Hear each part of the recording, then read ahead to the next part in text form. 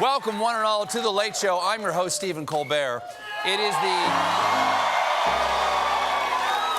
today, a solemn day. It's the anniversary of D-Day, when we beat the Nazis once and for until very recently. Pretty good run, you gotta say. Pretty good run, 75 years. President Trump was in Normandy to commemorate the occasion, and he gave a speech that was, by all accounts, and I hope I'm pronouncing this correctly, presidential? Haven't seen that word in a while. That all came to a screeching halt once he wasn't reading somebody else's words. For instance, Trump sat down with French president and man saying, "Here is the church, here is the steeple." Emmanuel Macron. Trump told Macron about the significance of the D-Day landing beaches. It's a very special place. It's an amazing place, and it's somewhere when you think of those places of great importance, this is certainly one of the top. In the eyes of some, it's the top. No, it's true.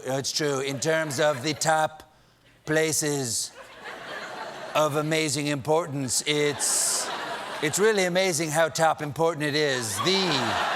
Some say, and I would say the top, when you think of places and tops, and certainly one of the few beaches in France where people wear tops. And am I correct? Tell me if I'm correct. Trump had more praise for his host country and the palace that they were meeting in. I'd love you to maybe tell some of the folks in the media, just a quick, like you did me, how it started with Napoleon. It's a very interesting place that we're in. And as you know, France has many interesting places. Yes.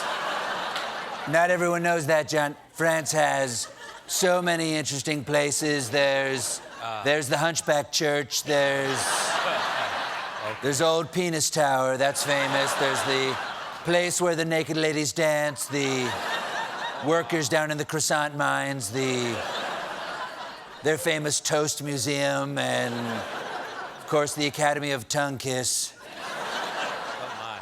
Trump explained how he met a new type of person on his trip who taught him things on his travels. They called them the guides, and they were guiding us. They were telling us what happened and when. Yes.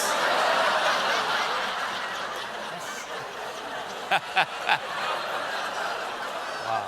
Yes, they called them the guides. I, too, have met the guides, and they led us to the bus and said to us, "Look to your right, for there is the Arc de Triomphe." And lo, they bequeathed us the boxed lunch.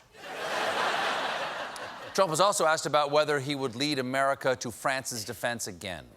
In 2004, George W. Bush said here in Normandy, "We will do it again for our friends." Would you say that too? It's very sad, but I would absolutely be right there. I would be right there. Absolutely, I'd be right there, especially now that those World War II soldiers are so old and easy to fight. I mean, just bingity bangity boom. Nighty-night, Grandpa, beach saved, so that's what the guide told me. Now, the president is, of course, facing his own battles back home. Yesterday, House Democratic leaders met in private to talk about the possibility of impeachment. And things got heated between Speaker of the House, Nancy Pelosi, and House Judiciary Chairman and proud father of two wonderful chairs, Jerry Nadler. Congressman Nadler wants to launch an impeachment inquiry against Trump, but Pelosi turned him down, responding, "I don't want to see him impeached. I want to see him in prison."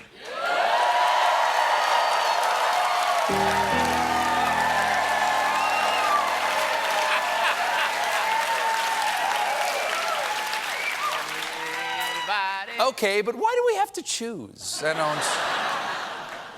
Democrats aren't Trump's only problem. Last week, Trump threatened that if Mexico did not stop Central American migrants from crossing into the United States, he would put a 5% tariff on everything we import from them starting this coming Monday. Everyone is going to feel these tariffs. Okay? Our top 4 agricultural imports from Mexico are beer, avocados, tomatoes, and tequila. Trump is putting a tariff on summer. So, here's the thing. Keep in mind, if you like avocados, I suggest stocking up now, then eating all of them this weekend, because they're gonna go bad. They're not ripe, they're hard, they're mush, they're gone. This is such a bad idea that even congressional Republicans are flirting with rebellion. Ooh, oh, really? Flirting with rebellion. That could lead to a dalliance with integrity, maybe making eyes at governance, and then at the Christmas party, a drunken hookup with defending the Constitution. They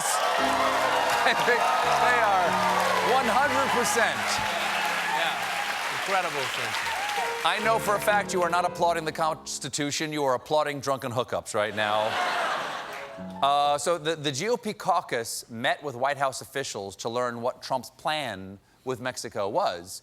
And how did that go? One Republican aide, after this meeting was over with, they described this as a cluster F. I won't complete the word there. Can I guess? Cluster F. Is it cluster farm? Is it cluster fun? It's cluster, isn't it? Is it cluster? Now, what? Why do you have to? Why the potty mouth? Now, there have been rumors that Republicans are so upset about these tariffs that they might do anything. Those rumors were shoved into a shallow grave by Senate Majority Leader and man who just read an article about his body's hidden pleasure centers.